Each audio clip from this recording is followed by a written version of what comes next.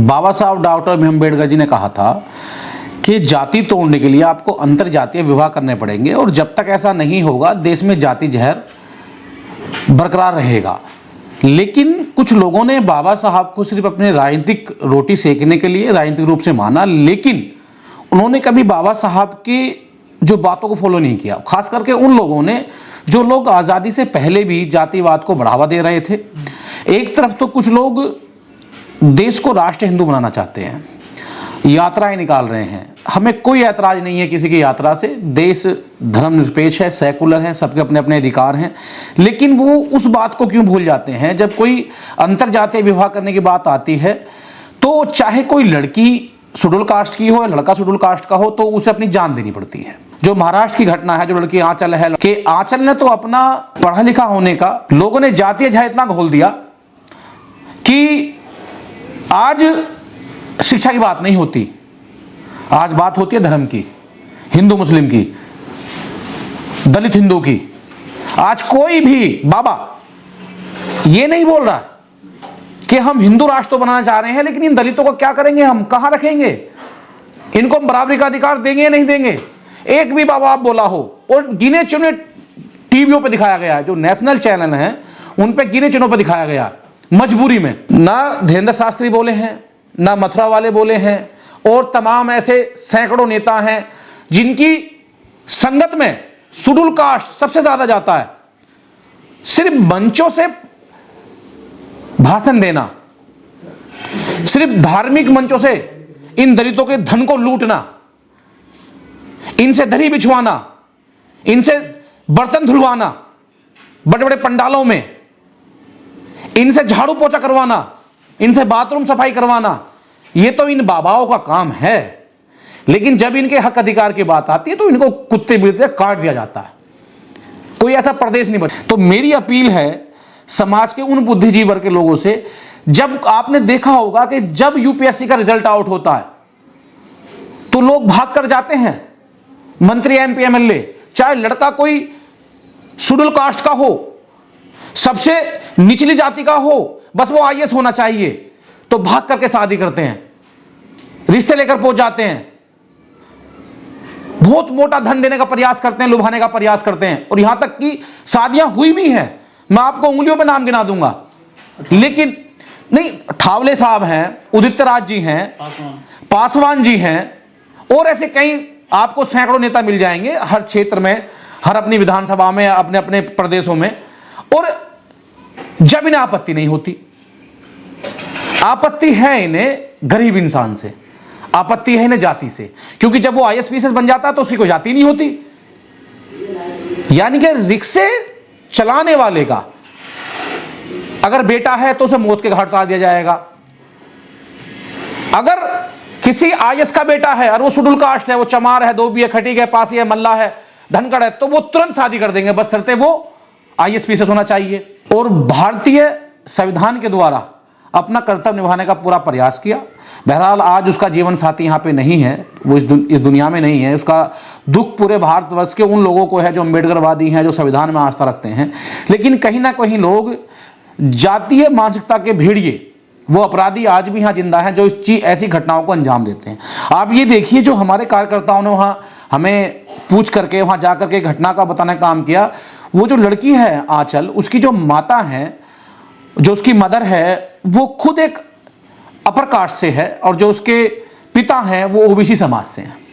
यानी कि उनकी माता जो है वो ठाकुर समाज से हैं और वो अपर कास्ट हैं, और जो उनके उसके फादर हैं वो ओबीसी समाज से हैं, जितना हम लोग जानकारी जुटा पाए।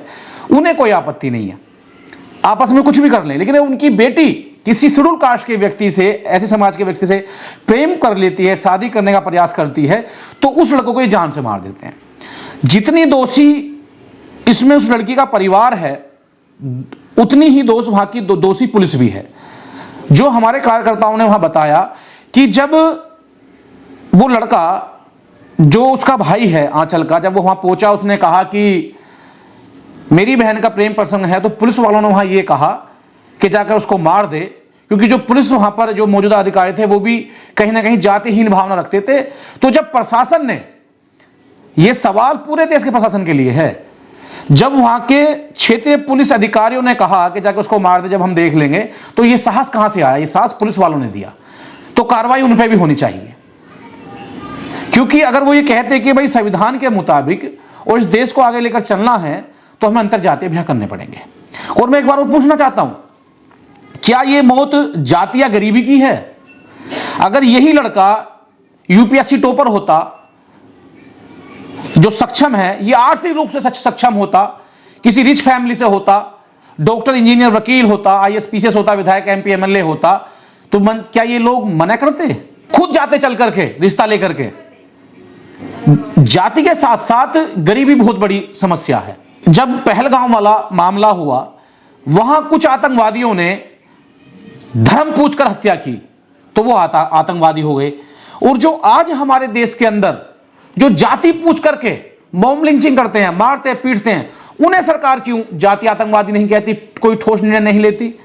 अगर यही घटना, मैं फिर कह रहा हूं, किसी सक्षम परिवार, आर्थिक रूप से किसी मजबूत परिवार या किसी अपर कास्ट की बेटी या बेटे के साथ हुई होती, तो अब तक पुलिस 6 लोगों का एनकाउंटर कर देती। हम तो बस इतना कहेंगे अपने समाज के लोगों से कि संविधान को मानते हुए अपनी लड़ाई लड़ें। टिट फॉर टैट, कानून अपनी जगह है, सेल्फ डिफेंस अपनी जगह है। अपना बचाव नहीं सीखोगे, आप कुछ नहीं कर सकते। लड़का का परिवार थोड़ा सा बेचारा अगर वो सक्षम होता कानून रूप से, तो वो कोर्ट में जाकर के कोर्ट मैरिज करता, पुलिस सुरक्षा मिलती। जो पुलिस वालों ने उकसा करके लड़की के भाई, उसके माँ बाप को ये हत्या कराने का प्रयास किया, तो शायद ये ना होता। हमें जागरूक होना पड़ेगा, हमें संविधान को पढ़ना पड़ेगा, हमें अपने बुद्धिजीवी लोगों के साथ बैठना पड़ेगा, तालमेल बनाना पड़ेगा। भी आपने उत्तर प्रदेश में देखी होगी, पूर्वांचल की तरफ बिहार की घटना हो गई, राजस्थान की हो गई, और ये महाराष्ट्र आप देख ही रहे हैं। एक घटना नहीं है। तो मेरी बस अपने युवाओं से और अपनी बहनों से, अपने परिवार से अपील है, सक्षम बनो, ताकतवर बनो, डॉक्टर, इंजीनियर, वकील बनो। जब आपके अंदर काबिलियत होगी तो आप जो चाहेंगे वो ले जाओगे। बाबा साहब को दूसरी शादी हुई तो वो अपर कास्ट की व्यक्ति थी, वो ब्राह्मण समाज थी, किसी ने ऐतराज नहीं किया, और हमारे समाज के लोगों ने भी एक्सेप्ट किया, क्योंकि वो बाबा साहब थे, वो कोई नूर थे, वो दुनिया में कलम के बादशाह थे, उन्होंने संविधान लिखा। तो ये क्रीम लेना चाहते हैं। जैसे ही कोई हमारे समाज का व्यक्ति ताकतवर होता है और हमारे समाज के लोग भी थोड़े से बहक जाते हैं, तुरंत जो है अपने आप को कि अब हम शेड्यूल कास्ट नहीं रहे, हम आईएएस, पीसीएस बन गए, जज बन गए, तो तुरंत वो जो है अपने निचले वर्ग को भूलने का काम करते हैं। माननीय न्यायपालिका पे मेरा अनुरोध है, निवेदन है कि इस घटना में कुछ ठोस निर्णय ले। उम्र कैद हो सके तो फांसी दी जाए, जिससे कि न्यायपालिका पे विश्वास जमे। इन्हें ऐतराज नहीं है, शर्त यह है कि शेड्यूल कास्ट का व्यक्ति ताकतवर होना चाहिए, चाहे वो धन से हो, कलम से हो, चाहे वो प्रशासनिक ताकत में हो। डीएम, एसपी, अगर यही सक्षम लड़का एसपी, डीएम होता, जज होता, या इसका जो है सालाना पैकेज 1-2 करोड़ का होता, 50 लाख का होता, ये तुरंत मान जाते। शेड्यूल कास्ट का व्यक्ति, पहली बात तो जाति, ऊपर से गरीब। रामदास ठावला नहीं बोले, उदित राज नहीं बोले, पासवान परिवार नहीं बोला, और तमाम सैकड़ों नेता हैं एससी समाज के, अभी तक किसी का टूटिया बयान नहीं आया है। अगर इसमें अभी हमारे पूर्व सीजीआई गवई साहब पे से जूता लगा, ये उसी का उदाहरण है। उनको ट्वीट करना चाहिए था, उनको विजिट करनी चाहिए थी। महाराष्ट्र से कम 5-5, 6-6 दलित शेड्यूल कास्ट के व्यक्ति, खास करके केंद्र मिनिस्टर ठावले जी को घर जाना चाहिए था, ठोस निर्णय लेना चाहिए था, लेकिन नहीं। सबको अपनी राजनीति की पड़ी है, समाज को कोई देखना नहीं चाहता। ये दुख का विषय है। अब लास्ट जो न्याय की जो प्रक्रिया है और जो उम्मीद बचती है वो न्यायपालिका से, और मेरी उम्मीद है न्यायपालिका से कि वो अपनी कसौटी पे खरी उतरे और ठोस निर्णय ले।